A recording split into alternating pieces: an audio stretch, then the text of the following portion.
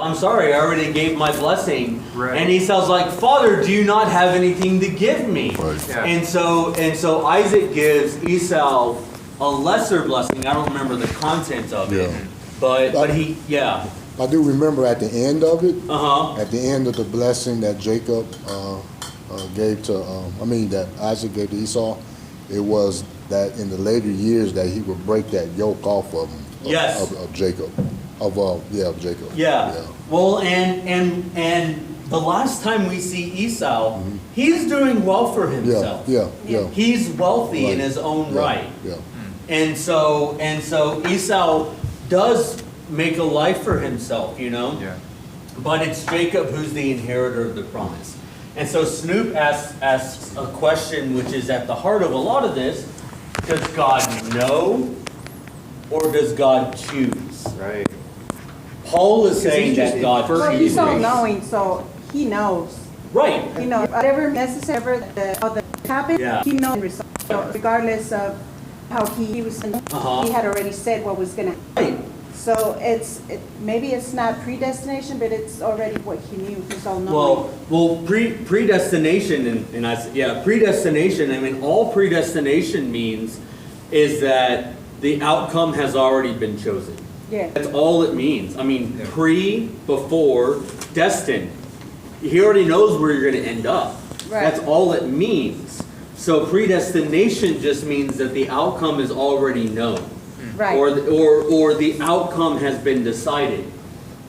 Election is the sticking point here, because election implies a choice, which is the word that Paul uses. At least in the NRSV, I don't know if he uses a different one. Yeah, he does. But yeah, Connor. So, where do we get the information that Paul is using? Because Paul is pulling from a time before himself. Mm-hmm. Is he speaking from a vision that he saw? Or is he speaking from a text that was written by someone? Or what, because basically we have Rebecca who says, I went and talked to God, and he said, look, this kid's going to be this kid's going to be this. Yeah. And maybe she told, maybe she didn't. But we have that record somehow. Yeah. Where did that come from? Paul would have had a Greek translation of what we would call the Old Testament. Okay. By the first century, the Old Testament is codified. So like it's written by Moses? Or, No. Or Well, the history says, or the tradition has long said, that Moses wrote Genesis, Exodus, Leviticus, Numbers, and Deuteronomy. Right. I think that's improbable for a lot of reasons. Yeah, somebody, no, he killed him. Right. Well, after, yeah. After he passed. And Right. Still, I mean, Deuteronomy says, and then Moses died. Right. You know. and So he speaks a lot in the third person. right, exactly. Plus Moses argues that, hey, I don't know how to talk. Like, you don't Right. have me do that.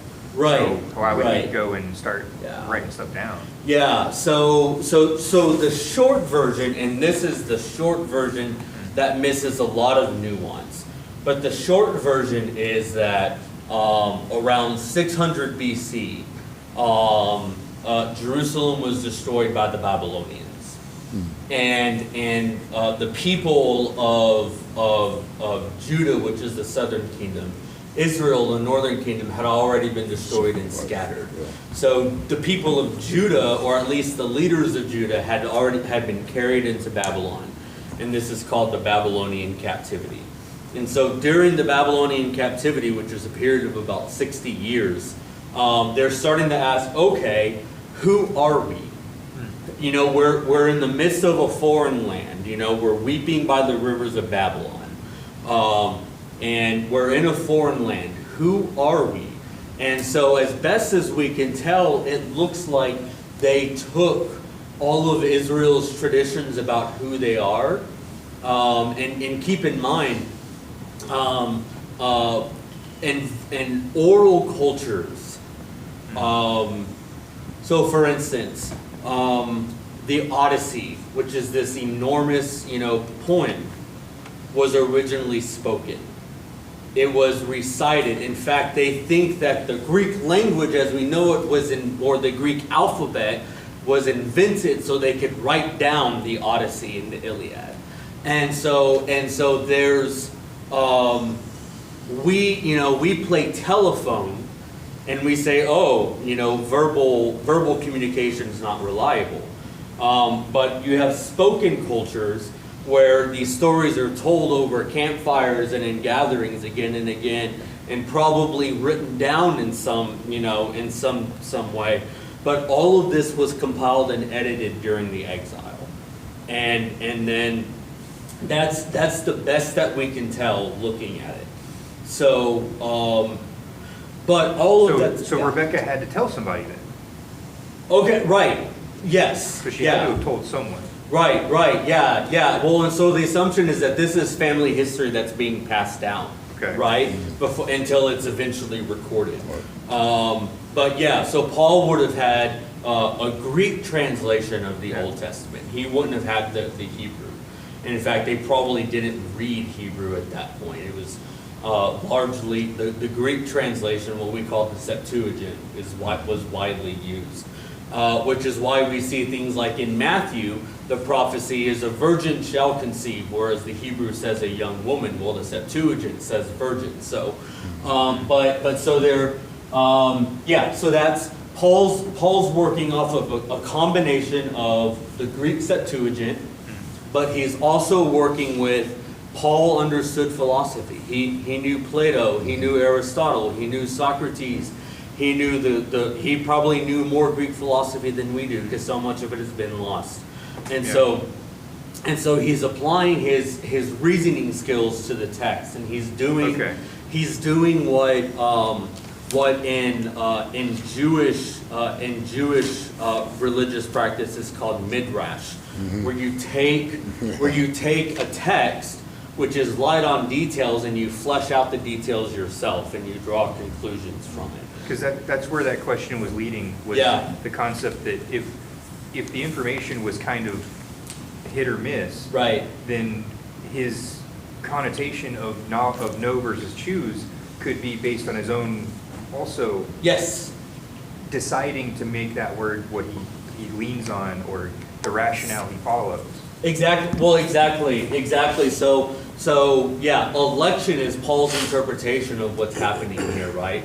Choosing is Paul's interpretation of what's happening here. Now, as Christians, so my ordination vows. Was God also at this point considered omnipotent? That is a really good question that we don't have time for. Okay. The short answer is omnipotence, omnipresence. All of the God we call it, because of the omni. That has its roots more in the philosophy of Plato than it has in the understanding of the Hebrew people.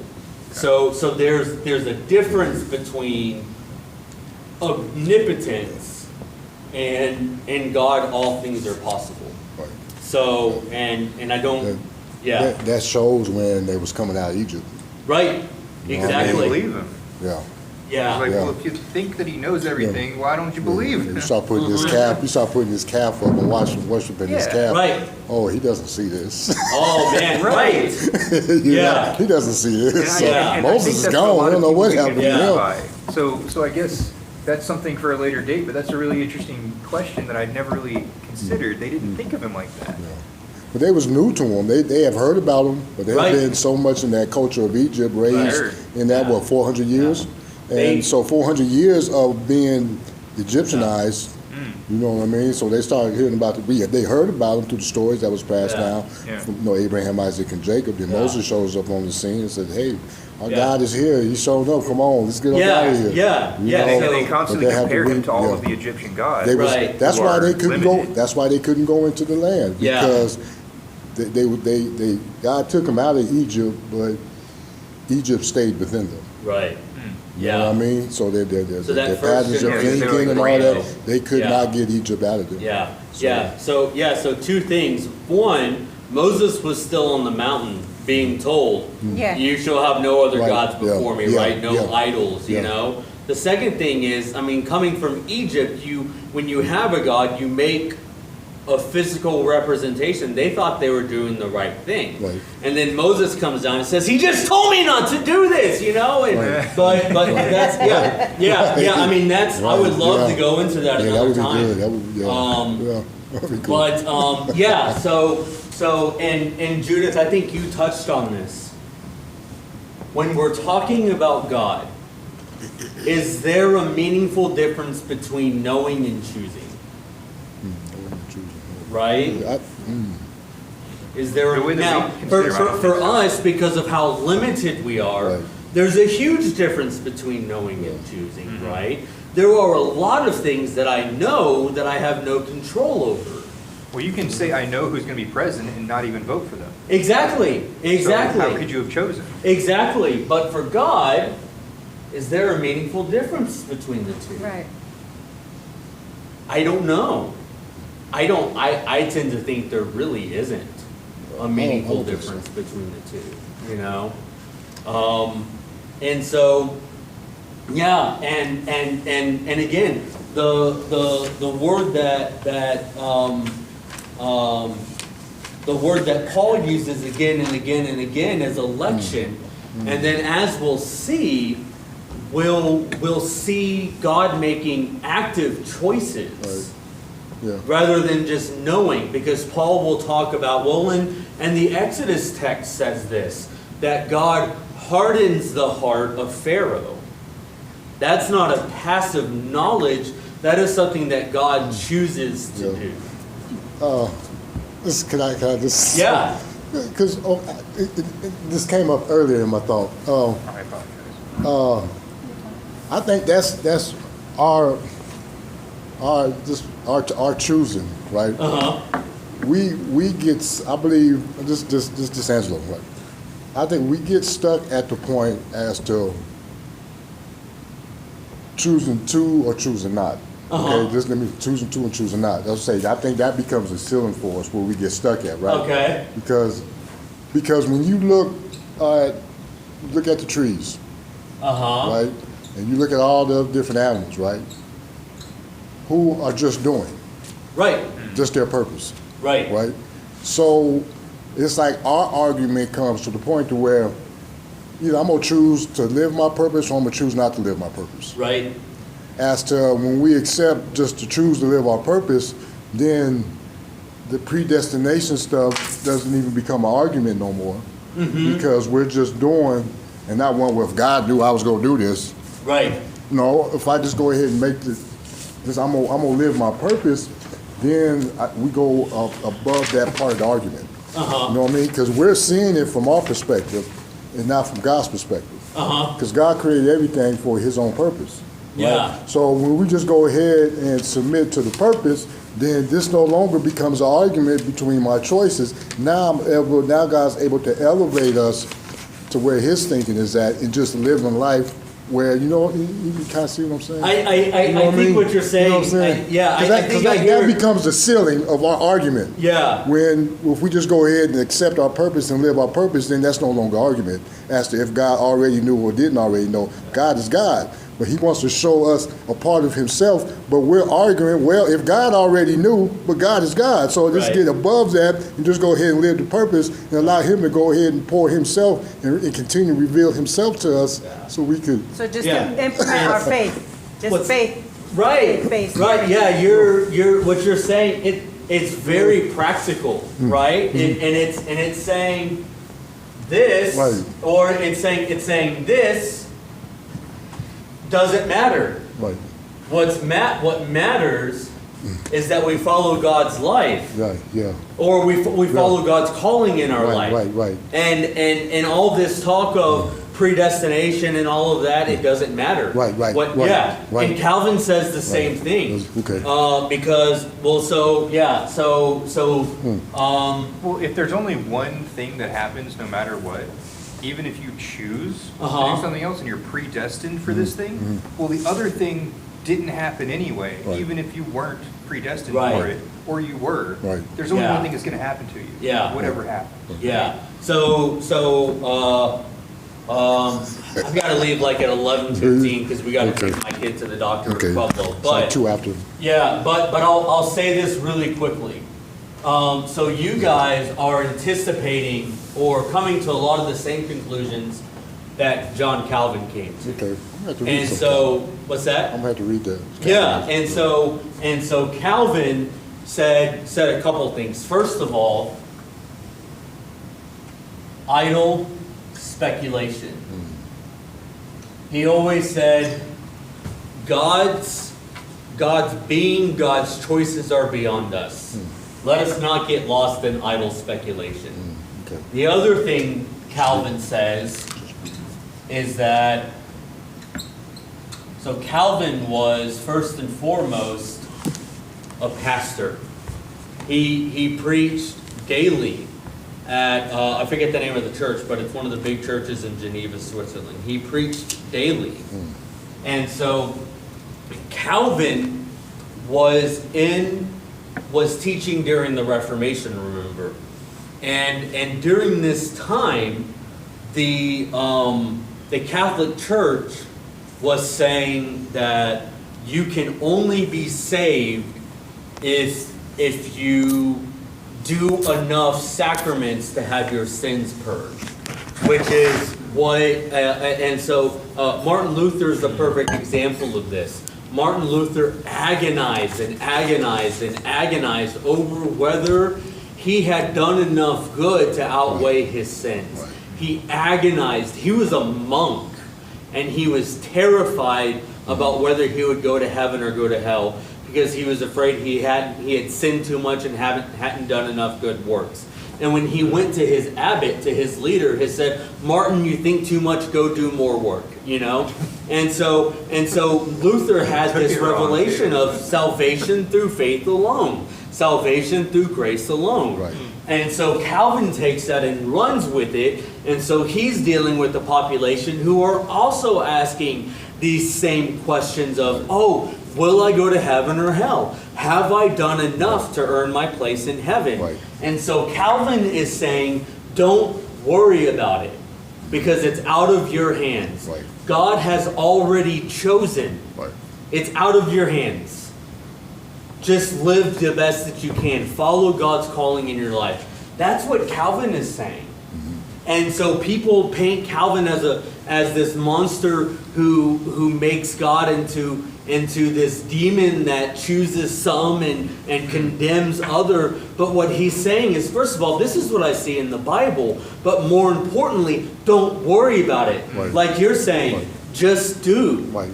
Because whether you're saved or not is God's choice. It's not yours. Because if you don't do, because we talk about like taking the next step. Yes. Well, we just go ahead and do and live the purpose. That's like taking the next step so God could pour more, give us more understanding. Exactly. Give us more. But if we get stuck right here, it's like we just stay there. Yeah. You know? Right. Well, and then we go back to James. Faith without works is dead, yeah. which means if you have faith but you don't act on it, then Right. what's the point? Exactly. Yeah. And so, Do you think that yeah. the word choose, it almost feels like it was provided to allow for this idea to not be so complicated to people. Look, Mhm. God already made a decision. Exactly. Right? And it's not that he made a decision, it's that what's going to happen is going to happen. Mhm. So stop with all of this extra. Right. Stop trying to measure things and just do what you can. Exactly. Can Yeah. We go back to what the enemy meant for evil, he uses Yes. it for good. Right. So, in other words, if we choose to go the wrong path, God's Mhm. going to find a way to put us back on track, and we're going to get there regardless, Right. right? Yeah, exactly. Yeah, exactly. Yeah, and Paul says, I think it's in chapter 8. Paul says that we know that all things work towards good for those who love God. Right. Or maybe that's earlier on. That might be earlier on. I'll have to go back and take a look at that. But yeah, so it's, I just can't keep all of that stuff straight. It's just not how my mind works. Hey, could you see this? Okay, at the beginning, when the serpent came to Eve, Uh huh. right? Just something to think about. I don't Yeah. know. That's something I got just popped up. You think he could have said like this? You can choose your purpose. Uh-huh. Yeah. You know what I mean? Uh-huh. Like he threw out the word choose, Yeah, and that was the you beginning. can choose Yeah. your purpose. Yeah. Right. We already got a purpose. Everyone already has a purpose by which God created us, but he Right. comes up and basically says you can choose your purpose. Right. And from Yeah. that point on, that's been the sticking point. Yes. That's the choice part. Right. You know, I don't know. I was just a Yeah. thought came up. Somebody want to. I don't Yeah. know. Yeah. I don't know. I just Yeah. Well, and so Paul uses the word disobedience, Yeah. right? Disobedience, yeah. And you know, and then when you go all the way back to chapter 1 of Romans, Paul talks about what the wrath of God looks like. And Paul says the wrath of God is just letting us do whatever we want to do. Right.